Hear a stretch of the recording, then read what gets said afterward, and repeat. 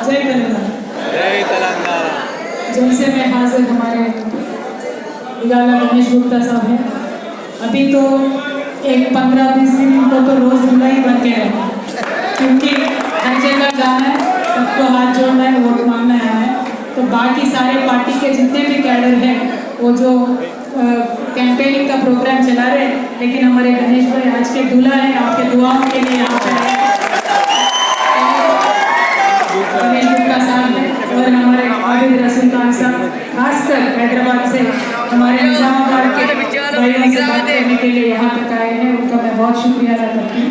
हमारे हमारा चेयरमैन साहब प्रभाकर रेड्डी साहब, हमारे छोटे भाई इमरान शहजाद हैं, बब्बू हैं और हमारे राशिद भाई हैं, हैदराबाद से यहाँ तक आए हैं। और नवीन इकबाल साहब तो हमारे पहले से आप सबको पहचानते हैं।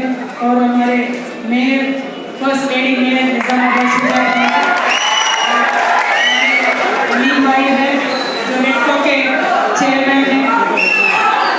साथ में हमारे रफत अली खान साहब हैं, तारिक अंसारी साहब हैं जो 2001 से केसीआर साहब के साथ जुड़े हैं और पूरे जद्दोजहद में साथ में रहे हैं।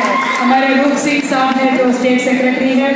साथ में हमारे कुद्दूस भाई हैं, अख्तर भाई हैं और जितने भी हमारे टीआरएस पार्टी के कॉर्पोरेटर लीडर सभी जो मंच पे हैं, स्पेशली फाइल कुरैशी साहब हैं पूरे कम्युनिटी से अकबर और सभी को मैं अनवर भाई हैं और हमारे टीडीपी से अभी अकबर भाई भी आके ज्वाइन हुए हैं और जितने भी हमारे भाई हैं सबको मेरा सलाम। साथ में जो हमारे सामने जितने भी हमारे बुजुर्ग इतना वक्त निकाल के इस जलसे में हाजिर हुए हैं और जो हमारे नौजवान भाई हैं तब से नारा लगाकर जोश भर रहे इस जलसा में, सबको मेरा सलाम। जो निजामाबाद के तरक्की के बारे में बताना था, गणेश भाई ने पूरा बात आपको बताया है और जितनी मेहनत उन्होंने निजामाबाद के डेवलपमेंट में लगाया है उसका रिजल्ट तो आप देख ही रहे हैं। बहुत सारे गलियों में आज रोड बने हैं और बाकी जगह रोड बन भी रहे हैं। और ये काम हम जब शुरू करने वाले थे, जो हमारे वेलविशर्स हैं, बहुत लोगों ने हमसे ये कहा था कि मैडम इलेक्शन का ईयर है, आप आज ये ड्रेनेज का काम, पानी का काम रोक दीजिए। तो हमने कहा ये परमानेंट रहने वाला काम है, 50 साल आगे जाके भी हमारे निजामाबाद शहर के लिए काम आने वाले काम है। इलेक्शन में इस साल का इलेक्शन है बोल के डर के ये काम हम नहीं रोकेंगे, ये बोल के हमने काम को आगे बढ़ाया है और बहुत ही इंटरेस्ट के साथ गणेश गुप्ता साहब ने इस काम को आगे बढ़ाया है और हमारे मेयर मैडम भी बहुत इंटरेस्ट के साथ ये काम उन्होंने किए हैं। और जितने भी स्टेट के इश्यूज हैं, जितने भी केसीआर साहब के स्कीम्स हैं, सभी हमारे स्पीकर उन्होंने अपने तकरीर में बहुत अलग अलग स्कीम्स भी बताए हैं। और ये बताने से ज़्यादा इम्पॉर्टेंट ये है कि आपको ज़मीन में ये स्कीम मिल रहे हैं और आप उनको महसूस कर रहे हैं, तो मुझे ज़्यादा उनके बारे में बताने की बात नहीं है। मैं बस इतना ही आपसे कहना चाहती हूँ, आज इलेक्शन का माहौल है तो सिर्फ 3 मुद्दे आपके सामने आके खड़े हो जाएंगे और ये 3 ही बातों के ऊपर मैं आपसे आज बात करने के लिए, शेयर करने के लिए आपके पास नहीं आऊँ। पहले बात तो ये बोलेंगे कि टीआरएस पार्टी बीजेपी के साथ मिली हुई है, इसीलिए टीआरएस पार्टी को वोट नहीं देना। लेकिन आज मैं आपसे यही कहना चाहती हूँ, बहुत लोग यहाँ पे मेरे से बुजुर्ग हैं, मेरे से पहले आपने बहुत लोगों को देखा होगा, आए होंगे गए होंगे, बहुत सरकार आए गए और इतने सरकारों में, इतने सालों में आपको इतना तो पता चल गया होगा कि बीजेपी और कांग्रेस एक ही सिक्के के 2 चेहरे हैं।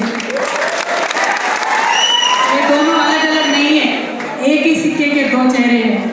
कभी कांग्रेस पार्टी बीजेपी को डरा के वोट ले लेती है, बीजेपी पार्टी कांग्रेस को दिखा के वोट ले लेती है। या तो उनको आना है या तो इनको आना है, दूसरे को आने नहीं देते। तो इस बीच में माइनॉरिटी का खिलवाड़ होता है, चाहे वो मुस्लिम माइनॉरिटी होने दीजिए, क्रिश्चियन माइनॉरिटी होने दीजिए, सिख माइनॉरिटी होने दीजिए, बस इनके साथ एक खेल चलता रहता है। तो ये बात को हमें अभी पहचानने का टाइम आ गया। क्यों पहचानना चाहिए इस वक्त पे हमें? देखें, हिंदुस्तान का पूरा आप एक बार नक्शा सोच लीजिए। हिंदुस्तान के अलग अलग रियासत हैं और अलग अलग रियासतों में बहुत जगह हमारे टीआरएस के जैसा लोकल पार्टीज भी उभर के ऊपर आई है और कहीं भी किसी भी जमात ने अगर हमारे मुसलमान भाइयों को विश्वास दिलाया, यकीन दिलाया कि हम आपके साथ खड़े रहेंगे, एक स्टेबल गवर्नमेंट देंगे, एक सेक्युलर जमात बन के रहेंगे, तो उन रियासतों में हमारे मुसलमान भाइयों ने कांग्रेस को भी छोड़ दिया, बीजेपी को भी छोड़ दिया, नेशनल पार्टीज को छोड़ दिया। रियासत में जो पार्टी है जो जो डेवलपमेंट देती है, स्टेबिलिटी देती है, उनके साथ हमारे मुसलमान भाई जुड़े हैं। इसका मिसाल मैं देना चाहती हूँ।